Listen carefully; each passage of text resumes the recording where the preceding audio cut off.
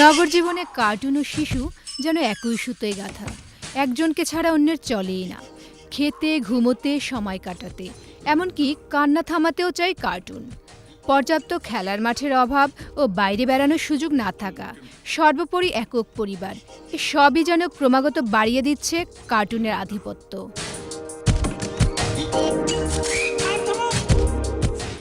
এমনই বাস্তবতায় ছোটদের জন্য শিশু একাডেমিতে অনুষ্ঠিত হয়ে গেল ৩ দিনব্যাপী প্রথম আন্তর্জাতিক অ্যানিমেশন কার্টুন উৎসব ২০১৩।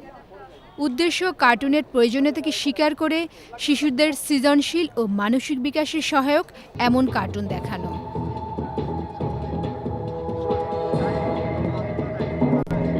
আমরা বাংলাদেশের যে ইতিবাচক দিকগুলি আছে সেটা আমরা কার্টুনের মাধ্যমে তুলে ধরতে পারি। আমরা এমন চরিত্র চাই যেটা বাংলাদেশকে পৃথিবীর কাছে আমাদের পরিচিত করে তুলবে।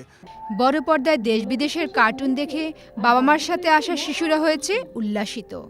আমি এখানে জোলার কার্টুন দেখেছি, মিনা রাজুর কার্টুন দেখেছি। না, ও রাজু অনেক বুদ্ধিমতী, ওরা সবসময় বুদ্ধি দিয়ে কাজ করে, ওরা কখনো অপচয় করে না, আর ওরা সবসময় সত্য কথা বলে, তাই আমার ওদেরকে অনেক ভালো লাগে।